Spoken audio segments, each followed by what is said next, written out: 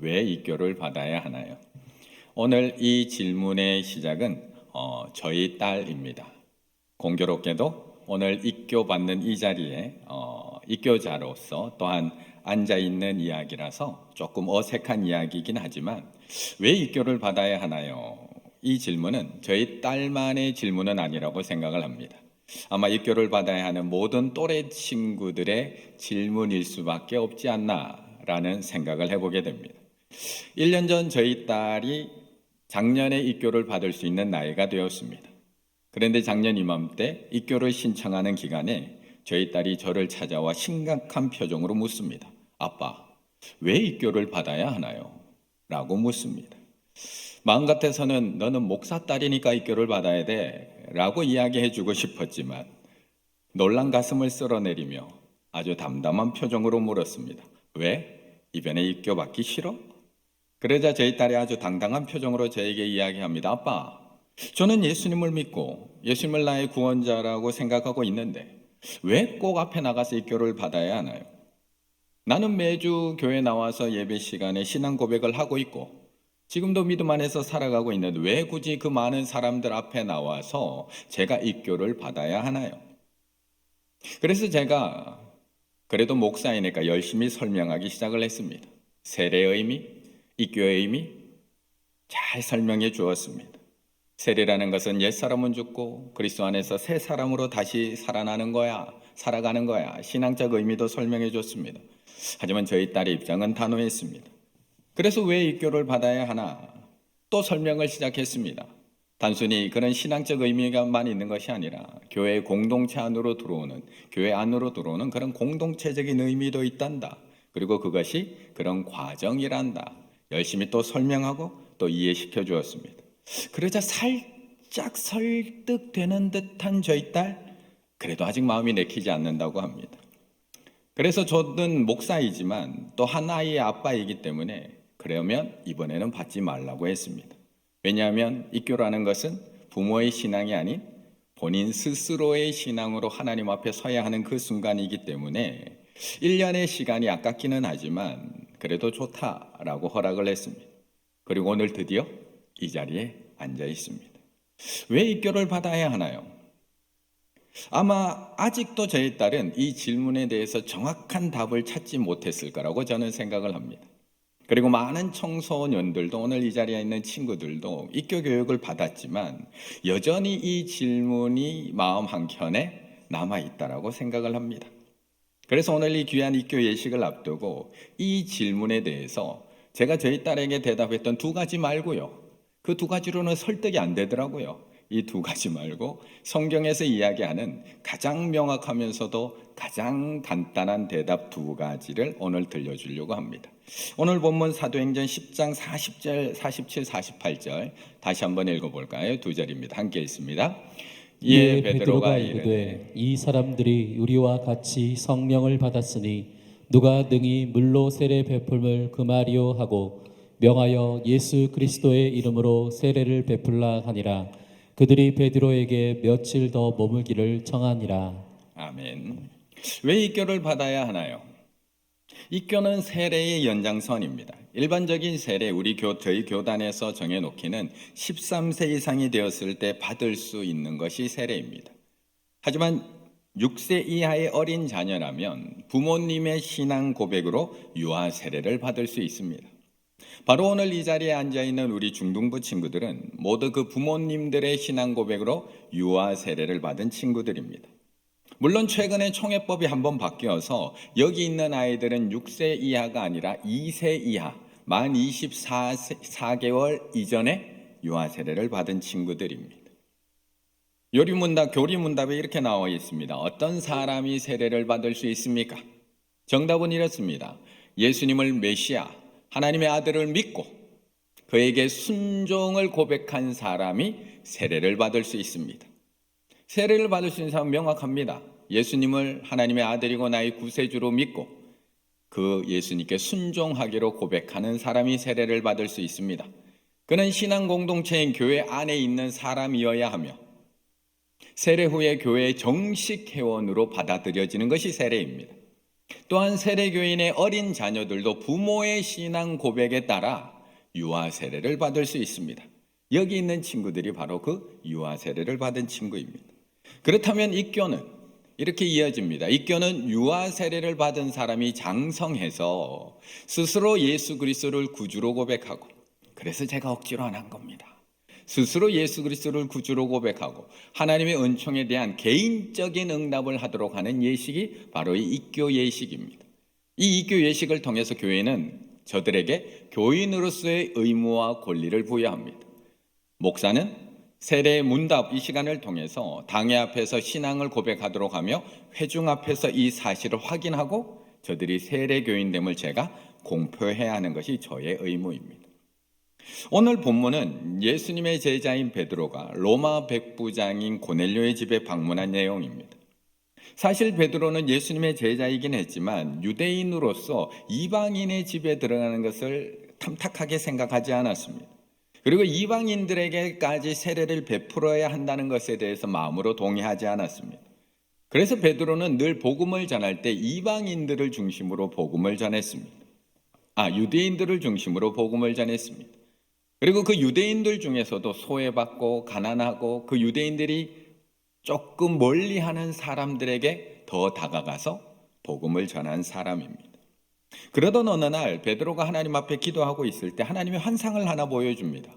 유대인들은 절대 입에 대지 않는 그 부정적 음식이 가득 담긴 그릇 하나가 하늘로부터 내려옵니다. 그리고 하나님께서 그걸 먹으라고 하십니다. 그러자 베드로가 나는 절대 그 부정한 음식 먹을 수 없습니다라고 강하게 거부합니다. 그러자 하나님께서 음성이 들려옵니다. 하나님께서 깨끗하게 하신 것을 속되다고 더럽다고 하지 말라. 3번이나 이 일이 3번이나 똑같이 반복됩니다. 베드로는 고민에 빠집니다. 도대체 이게 무슨 환상일까? 도대체 이 안에 무슨 하나님의 뜻이 있길래 이것을 3번이나 반복해서 보여주시는 걸까? 그런데 바로 그때 고넬료가 보낸 사람들이 베드로가 머물러 있는 집에 도착하게 됩니다. 그리고 베드로를 고넬료의 집으로 초청합니다. 베드로는 그때 깨닫습니다. 하나님께서는 이방인들에게도 복음을 전하라고 하시는 거구나. 내가 저렇게 꺼려하고 있는, 내가 속되다고 생각하고 있는, 내가 더럽다고 생각하고 있는 저들 이방인들에게도 가서 복음을 전하라고 하시는 거구나. 그거 속되다고 하지 말라고 하시는 거구나 라는 것을 깨닫고 고넬료의 집에 들어가서 복음을 전하게 됩니다. 이제 어떻게 되었을까요? 그 가정에 들어가서 복음을 전했더니 그 집안 모든 사람들이 다 예수님을 믿게 됩니다. 여기 있는 친구들처럼 이제 믿음을 갖게 됩니다. 그런데 사실 원래 고넬료는 복음을 듣고 예수님을 믿기 전에도 참 모범적인 사람이었습니다. 복음을 듣고 그의 삶이 변한 게 아니라 이미 그 전부터 그의 삶은 너무나 훌륭했습니다. 항상 경건했고요, 구제도 많이 했고요, 항상 하나님 앞에 기도했던 사람이 고넬료입니다.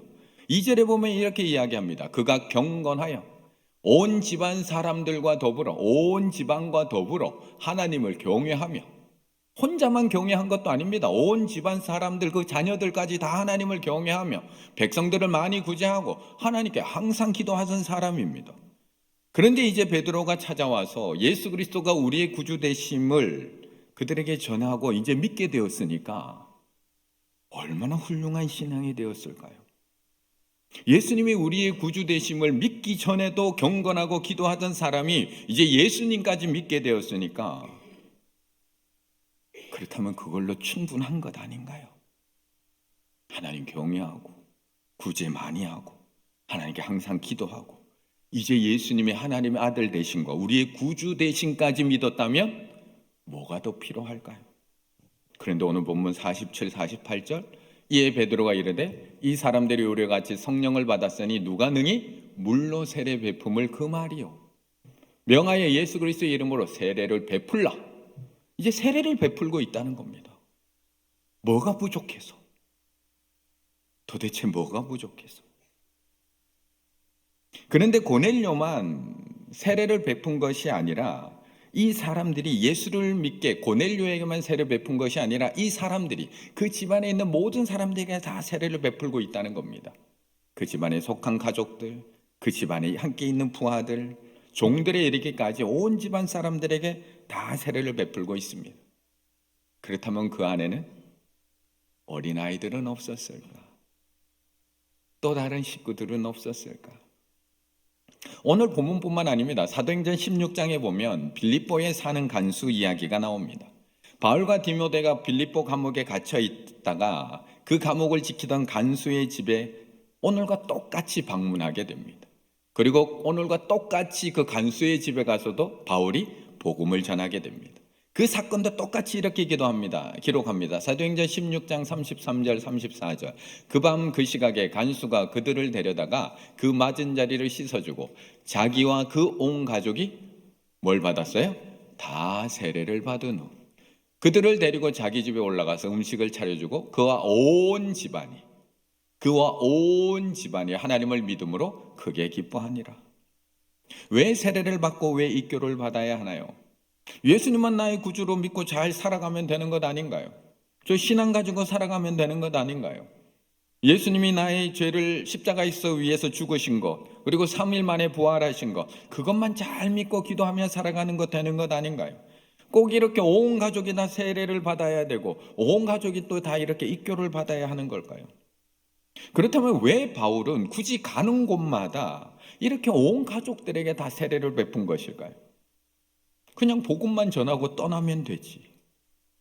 그냥 예수가 우리 구주 되심을 가르쳐주고 믿게 하고 그 믿음만 고백받고 떠나면 되지. 왜 굳이 꼭 사람들 앞에서 이 세례를 베풀었던 것일까?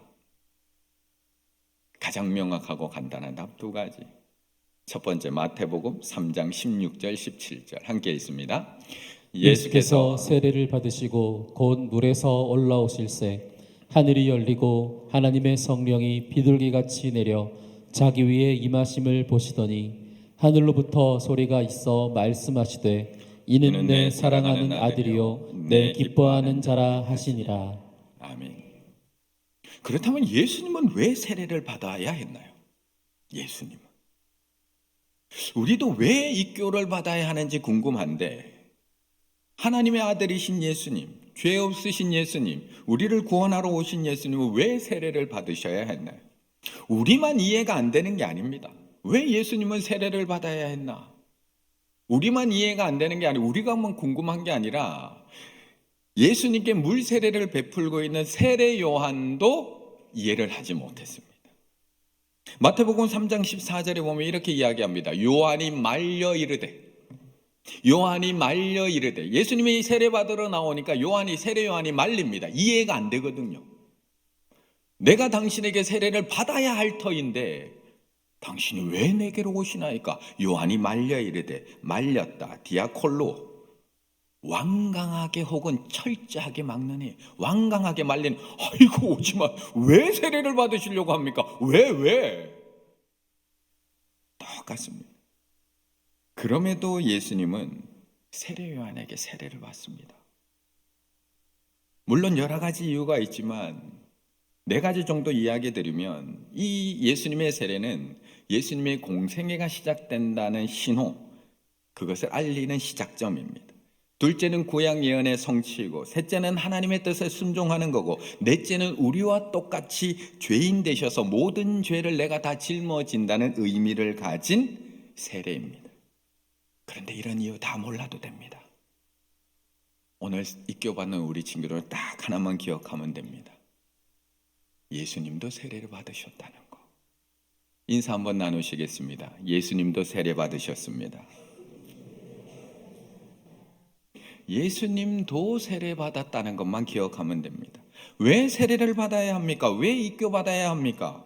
예수님도 하나님의 뜻에 순종해서 받으셨습니다. 그것이 하나님의 뜻을 이루는 길이고 그것이 우리와 동일해지는 길이고 그것이 구약의 말씀을 이루는 것이기 때문에 예수님은 그대로 순종하신 겁니다. 그렇다면 우리는 아까 앞에 읽은 어떤 사람이 세례를 받을 수 있나요? 예수님을 메시아와 하나님의 아들을 믿고 순종을 고백한 사람, 그대로 살아가기로 고백한 사람, 세례 받을 수 있습니다. 세례라는 예식 자체가 많은 신앙적인 고백이 담긴 예식이지만 그 중에 가장 기본적이며 가장 중요한 것은 예수님을 하나님의 아들로 믿고 순종하겠습니다 라는 신앙의 고백입니다.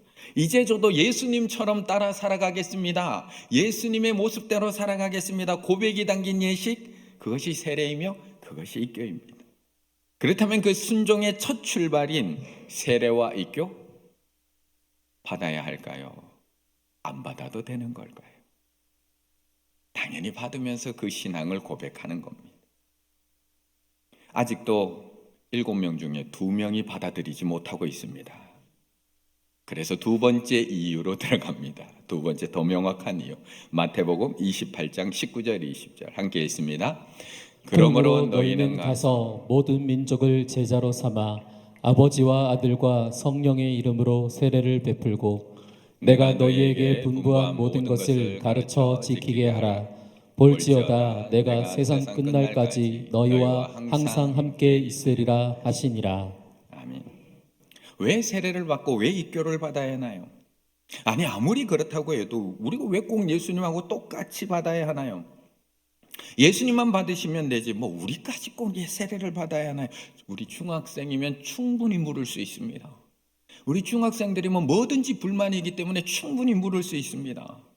그렇다면 또 하나의 이유, 예수님은 공생의 시작뿐만 아니라 부활하시며 우리에게 명령도 하셨습니다. 당부하신 게 아니라 명령도 하셨습니다. 마태복음 28장 19, 20절 아버지와 아들과 성령의 이름으로 뭘 하라고요? 세례를 베풀고. 세례 베풀라고 저한테 명령을 하셨습니다. 그런데 제가 어떻게 안 할 수가 있을까요? 제가 어떻게? 이번 가을이 되면 우리 장로님들과 함께 작년 우리 선교팀이 다녀왔던 필리핀 몬탈반을 다시 다녀올 예정입니다. 물론 그곳에 가서 또 이제 앞으로 저희 교회가 선교센터를 건립하고 이런 것들로 같이 또 알아볼 예정이지만 이번에는 그곳에 가서 그들에게 세례를 베풀고 또한 성찬식을 가지고 올 예정입니다. 왜 굳이 그곳까지 가서 세례를 베풀까요? 저희가 왜 그곳까지 가서 우리가 세례를 베풀고 성찬식을 가질까요? 수많은 이유도 있지만 수많은 이유가 있지만 예수님이 명령하셨으니까. 예수님이 그곳에 가서 복음만 전하고 오는 것이 아니라 믿음으로 고백한 사람들에게는 세례까지 베풀라고 명령하셨으니까. 물론 이 세례가 구원의 조건은 아닙니다. 세례를 받아야지만 구원을 받고 세례를 받지 않으면 구원을 받지 못한다는 구원의 조건은 아닙니다. 하지만 이 세례 예식을 통해서 나의 신앙을 하나님 앞에 고백하는 너무나 중요한 시간이기 때문에 예수님께서는 가능하다면 그것을 하라고 명령하고 있는 겁니다. 저도 예수님과 함께 십자가에서 죽고 예수님과 함께 십자가에서 다시 살아났음을 믿습니다. 예수님이 하나님께 순종하신 것처럼 저도 이제부터는 예수님께 순종하며 살아가겠습니다. 지금까지는 예수님을 제대로 따르지 못하는 삶을 살아왔지만 이제부터라도 주님께서 세례 받으신 것처럼 저희도 세례 받고 주님께서 예수님의 명령, 하나님의 명령대로 살아간 것처럼 저도 그 명령에 순종하며 제자의 삶을 살겠습니다. 신앙을 하나님 앞과 모든 증인들 앞에서 공개적으로 고백하는 시간, 그것이 입교 예식이라는 겁니다. 오늘 입교 받는 우리 친구들, 예수님을 나의 구주로 믿으시나요? 조금 있으면 신앙 고백할 겁니다. 예수님을 나의 구주로 믿고 고백하시나요? 그렇다면 예수님이 받으신 세례, 나도 똑같이 받아야 한다는 것을 기억했으면 좋겠습니다. 이제부터는 예수님이 명령하신 대로 제가 살아간다고 고백했으면 좋겠습니다. 예수님이 명령하신 세례, 예수님이 명령하신 입교, 나도 받아야 할 뿐만 아니라 이제부터는 나도 다른 사람에게 복음 전할 뿐만 아니라 그들이 하나님 앞에서 신앙을 고백할 수 있는 세례를 받는 것까지 우리가 힘써야 한다는 것을 기억했으면 좋겠습니다. 오늘 이 순간부터는 나의 생각대로 살아가고 판단하는 사람이 아니라 하나님의 뜻대로, 하나님께서 세례 받으라고 했다면 그것이 예수 그리스도의 명령이라면 지금부터는 나의 생각과 판단대로 이건 받아도 되고 안 받아도 되는 거 아니야가 아니라 예수님이 마지막에 명령하고 가신 것이라면 저도 이제부터 그 명령대로 순종하며 살겠습니다 라고 고백하는 첫 번째 가장 중요한 시간이 됐으면 좋겠습니다. 왜 입교를 받아야 되나요? 청소년 시절 충분히 할 수 있는 질문, 당연한 질문, 꼭 해야 하는 질문입니다. 아무 이유도 모르는 채 엄마가 받으라고 하니까, 이번에 받으면 용돈 준다고 하니까 그렇게 받는 것보다 왜 입교 받아야 하나요? 그 질문 100배 낫습니다. 하지만 이 중요한 예식이 예수님이 먼저 받으신 너무나 거룩한 예식이라면 우리도 예수님처럼 예수님을 따라 살겠습니다. 오늘 이 시간을 통해서 하나님과 모든 사람들 앞에서 고백하시며 거룩하고 경건한 하나님의 제자 되어 가시는 우리 모든 충혈의 가족들과 우리 입교자들 다 되시기를 간절히 바라겠습니다.